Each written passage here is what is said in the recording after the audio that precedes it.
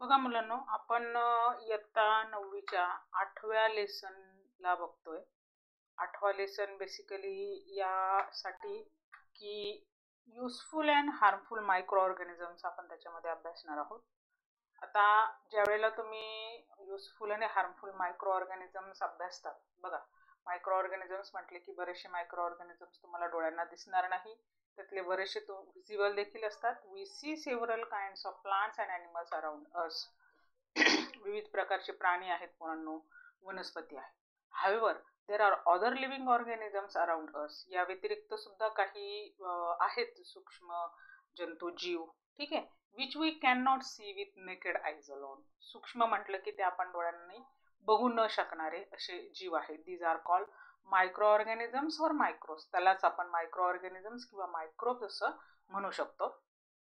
आता मायक्रो ऑर्गॅनिझमचं स्वरूप बऱ्याच वेगवेगळ्या पद्धतीने, जसे काही मायक्रो ऑर्गॅनिझम्स अगदीच डोळ्याला न दिसणारे, मातीमधले वगैरे. These micro organisms or microbes are so small in size that they can not be seen with the unaided eyes. Unaided म्हणजे चष्मा किंवा मायक्रोस्कोप यासारख्या साधनांचा वापर न करता तुम्हाला हे सूक्ष्म जंतू अजिबात दिसू शकत नाही, व्ह्यू होऊ शकत नाही.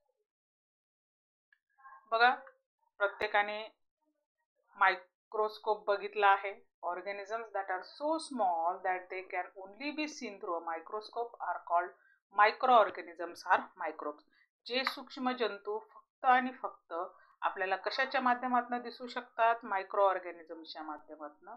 त्या सूक्ष्म जंतूंना काय म्हणायचं मुलांनो? मायक्रो ऑर्गॅनिझम्स ऑर मायक्रोब्स असं म्हणायचं. Usually microbes are consider harmful. Generally आपण ज्या वेळेला मायक्रो ऑर्गॅनिझम्स किंवा सूक्ष्म जंतूंचा विचार करतो त्यावेळेला ते हार्मफुलच असतात असं आपलं म्हणणं असतं किंवा असा आपला अनुभव असतो. But that is not true. हे अजिबात खरं नाही. जसे काही मायक्रो ऑर्गॅनिझम्स हानिकारक आहेत, तसे ते युजफुल आणि उपयोगी सुद्धा आहेत. There are also microbes that are useful. आता आपण ह्या पाठामध्ये युजफुल आणि हार्मफुल अशा मायक्रो ऑर्गॅनिझम्सचा काय करतोय मुलांनो? अभ्यास करतोय. Micro organisms have a great impact on human in many ways. आता बघा, चित्रात जर तुम्ही बघितलं, कल्चर केलेले आहेत काही टिश्यू, नंतर ऑर्गॅनिझमची वाढ, चीज प्रोडक्शन, दुधाचं दह्यात रूपांतर, मेडिसिन तयार करणं किंवा ब्रेड वगैरे सारखे पदार्थ तयार करणं, इथे कसला तर मायक्रो ऑर्गॅनिझमचा वापर हा केलेला आहे. सम सप्लाय अस विथ मेडिसिन्स. काही मायक्रो ऑर्गॅनिझम्स औषधांमध्ये आपण यूज केलेले आहेत. काही मायक्रो ऑर्गॅनिझमचा वापर आपण अन्नपदार्थांमध्ये करतो, जसं सम सप्लायर्स विथ फूड. इडली बनवताना फर्मेंटेशनची प्रोसेस आहे, तिथं मायक्रो ऑर्गॅनिझम यूज होतो. ढोकळा वगैरे बनवताना किंवा दुधाचं दह्यात रूपांतर करताना. लॅक्टोबॅसिलाई. बघा, तुम्हाला सगळ्यांना माहिती की दुधाचं दह्यात रूपांतर होतं, मिल्क टू योगर्ट. ही प्रक्रिया होत असताना कुठल्या बरं सूक्ष्मजीवाचा वापर होतो? तर लॅक्टोबॅसिलाई या सूक्ष्मजीवाचा वापर होतो. त्याला आपण लॅक्टोबॅसिलस म्हणूया. Souring of milk. या लॅक्टोबॅसिलायचं गुणधर्म असा आहे की तो आणि तयार होणाऱ्या नवीन अन्न पदार्थाला थोडंसं आंबट अशी चव देतो. म्हणून दुधापेक्षा किंवा दूध ॲक्च्युली तसं तर टेस्टलेस असतं, पण दही कसं आहे, थोडंसं आंबट लागतं. लॅक्टोबॅसिलस आपण त्याला म्हणूया. असे दंडगोलाकृती मायक्रो ऑर्गॅनिझम्स आहेत ते. त्यांची रचना पण अशी साध्या स्वरूपाची आहे आणि ते मायक्रोस्कोप खाली आपल्याला बघता येऊ शकतात. लॅक्टो मीन्स लॅक्टोज शुगर, हे पण लक्षात घ्या. आणि bacilli means lactobacilli. Rod shape bacteria असणारे हे लॅक्टोबॅसिली आहेत, लक्षात घ्या. Lactobacilli, a small amount of curd call as a starter curd is added to milk. आता बघा, समजा ऑलरेडी तयार केलेलं दही आई दुधामध्ये टाकते आणि त्या दुधाचं दही होतं हे तुम्हाला माहिती आहे, ठीक आहे. तर ह्याला आपण स्टार्टर्ड कल्चर केलेलं जे दही आहे असं म्हणूया. ते आपण कशात टाकतो? दुधात. म्हणजेच त्या दह्याबरोबर आपण लॅक्टोबॅसिलाई काय करत असतो? दुधामध्ये ॲड करत असतो. लॅक्टोबॅसिलाई ॲड झाल्यानंतर तो काय करतो? दुधाचं पूर्णपणे स्ट्रक्चर बदलून टाकतो. That is called lactose Lactobacillus. आणि लॅक्टिक ॲसिड फॉर्म होतं एक विशिष्ट प्रकारचं, जे दह्यामध्ये बघायला मिळतं. ह्या लॅक्टोबॅसिलाइसचे स्पेसिफिक असे उपयोग पण आहेत पोरांनो. Every substance has a specific nature. प्रत्येक अन्न पदार्थ म्हटलं की पोरांनो वेगवेगळ्या गुणधर्मांमध्ये तो आपल्याला बघायला मिळतो. काही जे पदार्थ आहेत ते ॲसिडिक असतात, काही बेसिक असतात आणि काही न्यूट्रल असतात. त्यापैकी बघा, जसं ॲपल आहे किंवा ग्रेप्स आहे, लिंबूवर्गीय जे फळं असतात ते किंवा दही हे ॲसिडिक आहे. ठीक आहे. मग अल्कली किंवा बेसिक कुठले आहे? पपया आहे, तुमचं वॉटरमेलन आहे, कुकुंबर आहे आणि काही पदार्थ आहे ते न्यूट्रल आहे पुराणं. ठीक आहे. म्हणजे जे ॲसिडिक नाही, बेसिक नाही. त्यामध्ये गाजर येतं, कोकोनट येतं आणि तुमचं कोबी किंवा कॅबेज येतं. आता हे चेक करण्यासाठी ना तुम्हाला एक स्केल दिली, जसे तुमच्याकडे पट्टे असते तसे एक स्केल आहे, त्याला आपण पीएच स्केल असं म्हणतो. Nature of the substance is measure by a scale. तो पीएच स्केल साधारणपासून शून्यापासून 14 पर्यंत असतो. 1 ते 6 पर्यंत साधारणपणे ज्यांचा पीएच स्केल आहे ते सगळे ॲसिडिक पदार्थ असतात.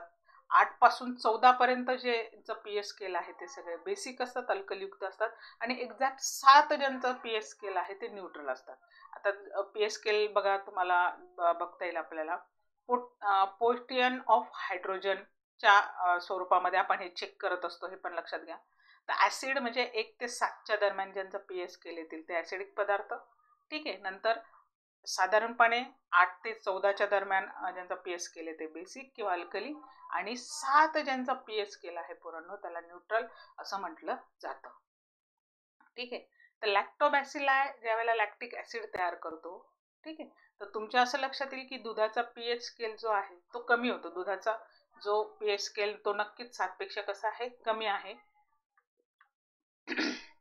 Because of the low pH milk proteins come together. ह्या दुधाच्या कमी पीएच मुळे काय होतं, याच्यातलं जे प्रोटीन आहे पुराणं दुधाचं दह्यात रूपांतर होताना ते एकत्र येतं आणि कॉग्युलेट होतं. कॉग्युलेट म्हणजे दुधापेक्षा दही कसं असतं? घट्ट असतं.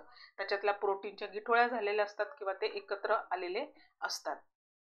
साधारणपणे बघा असं स्ट्रक्चर त्या दह्याचं तयार झालेलं असतं. क्लम्स असतात, गाठी तयार झालेल्या असतात त्याच्यामध्ये. त्याला coagulation of a milk protein असं म्हणायचं. म्हणजे प्रथिनांचं एकत्रीकरण किंवा प्रथिन एकत्र आले असं आपण त्याला म्हणू शकतो. त्यापासून जे काही तयार होतं दॅट इज कॉल्ड योगर्ट किंवा दही. Milk protein separate from the other constituent of milk. मग हा जो मिल्क प्रोटीन आहे तो वेगळा केला जातो दुधापासून. त्यापासून जे लॅक्टिक ॲसिड आहे त्याच्यामुळे एक स्पेसिफिक चव येते दह्याला. Specific sour taste of yoghurt ती लॅक्टिक ॲसिडमुळे काय झाली त्याला प्राप्त झाली. Low pH destroy harmful microbes present in the milk. आणि लक्षात घ्या की ह्या लो पीएच मुळे ते जे काही दुधाचं दह्यात रूपांतर झालेलं आहे त्यामुळे त्याच्यातले जे हार्मफुल जे मायक्रोब्स आहे दुधामधले ते काय केले आता डिस्ट्रॉय केले जात असतात. हे पण लक्षात घ्या. म्हणजे दुधाचं दही होताना बऱ्यापैकी मायक्रो ऑर्गॅनिझम्स त्याच्यामध्ये नष्ट झालेले असतात. आता हा जो लॅक्टोबॅसिला आहे ना हा गरम अन्नपदार्थांवरती जरा जास्त ॲक्टिव्ह असतो असं आपण म्हणूया. एक्सेस फर्मेंटेशन, जास्त काळ तुम्ही एखादा पदार्थ किण्वन प्रक्रिया केली किंवा आंबू दिला, एक्सेस प्रोडक्शन, जास्त लॅक्टिक ॲसिड समजा त्याच्यामध्ये तयार झालेलं असेल पोरांनो. नंतर कॉजेस फ्लोथिंग म्हणजे थोडंसं असं फेस तयार होणे अन्नपदार्थ. उन्हाळ्यामध्ये बघा भाजी खराब झाली तर त्याच्यावरती फेस जमा होतो. मिक्स द योगर्ट बिटर, त्याच्यामुळे जास्त जर हे फ्रोथिंग तयार झालं तर तुमचं दही सुद्धा काय होतं चवीला आंबट लागायला. दॅट इज फ्रोथिंग ऑफ कुक डाळ इन समर. उन्हाळ्यामध्ये जर तुम्ही डाळ तशीच ठेवली फ्रीजमध्ये न ठेवता तर तिच्यावरती नक्कीच काय करते पांढरा असा हा रंग चढत असतो. तो लॅक्टोबॅसिलायचा घटक असतो.